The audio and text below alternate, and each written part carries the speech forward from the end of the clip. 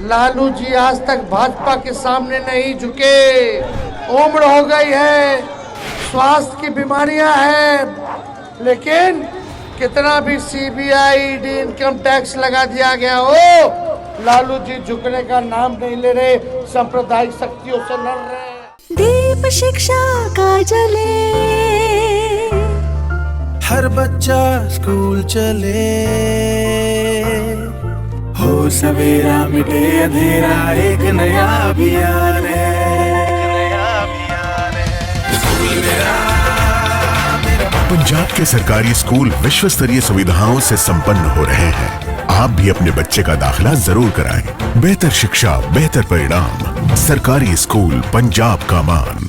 जब लालू जी नहीं डरे तो उनका लड़का भी डर को और झुकने को तैयार नहीं, लड़ाई लड़ेंगे। पटना चलिएगा उसी दिन सरकार डोलने लगेगी, डोलने।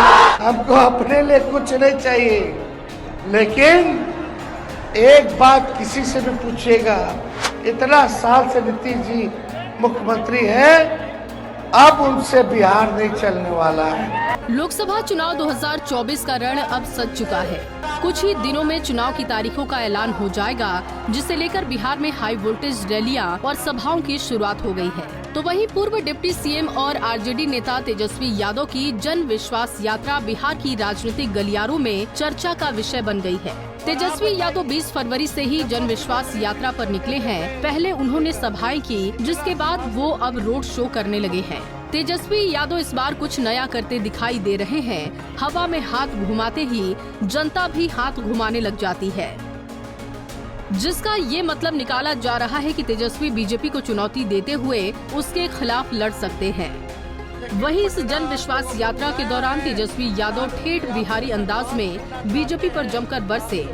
कहा कि जब लालू यादव बीजेपी के सामने नहीं झुके तो उनका लड़का भी नहीं डरेगा। 3 मार्च को लालू यादव आपसे संवाद करना चाहते हैं। आप सब लोगों को न्योता है, उस दिन सरकार डोलने लगेगी। करने जा रहे हैं पटना के गांधी मैदान में। हमारे पिता का किडनी का ऑपरेशन हुआ, हमारी बहन ने किडनी पिता को दिया। डॉक्टर की सलाह पे वो हर जगह जा नहीं सकते, लेकिन पटना आप लोगों को बुलाया है। लालू जी आपसे संवाद करना चाहते हैं, आपसे बात करना चाहते हैं। आप लालू जी हम लोगों के मालिक हो, और मालिक से हम लोगों को ताकत चाहिए। लालू जी आज तक भाजपा के सामने नहीं झुके, ना डरे। उम्र हो गई है, स्वास्थ्य की बीमारियां हैं, लेकिन कितना भी सीबीआई, ईडी, इनकम टैक्स लगा दिया गया हो, लालू जी झुकने का नाम नहीं ले रहे, सांप्रदायिक शक्तियों से लड़ रहे हैं। आज आपसे कहते हैं, जब लालू जी नहीं डरे तो उनका लड़का भी डर को और झुकने को तैयार नहीं, लड़ाई लड़ेंगे। अमन चैन देश में कायम करेंगे। इसलिए आप सब लोगों को न्योता है, बड़ी संख्या में आप सब लोग, अररिया की जनता पटना पहुंचे।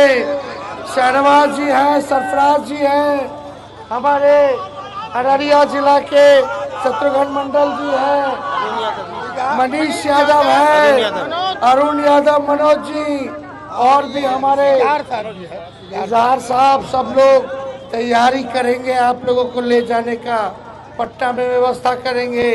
लेकिन अरुण जी सब लोग, लेकिन एक बार पटना चलिएगा उसी दिन सरकार डोलने लगेगी, डोलने लगेगी। तो आप सब लोगों को बहुत बहुत धन्यवाद। आगे शार साहब आए, हम लोगों को किशनगंज जाना है, किशनगंज से पूर्णिया जाना है, पूर्णिया से हाजीरात कटिहार भी जाना है। तो आप लोगों की इजाजत हो, अनुमति हो तो हम आगे निकले। बहुत बहुत धन्यवाद, जय हिंद। बहरहाल सत्ता से बेदखल होने के बाद तेजस्वी यादव अपने 17 महीनों के कार्यकाल को लेकर जनता के बीच निकल पड़े हैं। लोकसभा चुनाव से पहले शुरू हुई इस जन विश्वास यात्रा को काफी महत्वपूर्ण माना जा रहा है। तो वहीं यात्रा में लोगों की भारी भीड़ देखने को मिल रही है।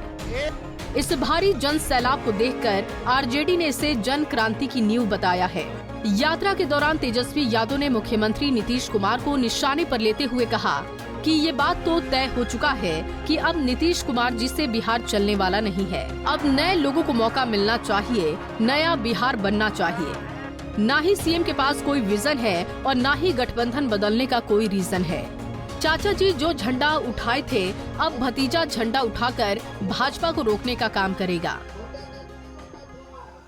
हमको अपने लिए कुछ नहीं चाहिए, लेकिन एक बात किसी से भी पूछिएगा, इतना साल से नीतीश जी मुख्यमंत्री है, अब उनसे बिहार नहीं चलने वाला है। कोई विचारधारा होनी चाहिए, कोई सिद्धांत होनी चाहिए, नैतिकता होनी चाहिए।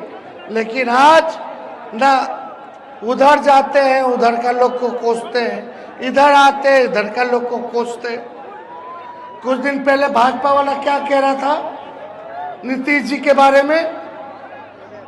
कौन उनके साथ खड़ा था? कौन खड़ा था उनके साथ? हम लोग खड़े थे उनके साथ, मिलकर के 24 में भाजपा को हराते।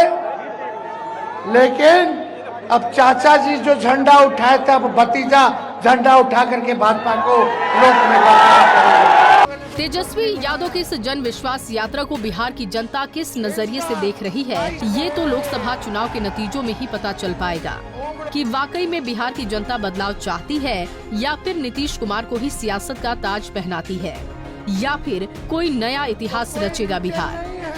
Bureau report, Punjab Kesari TV.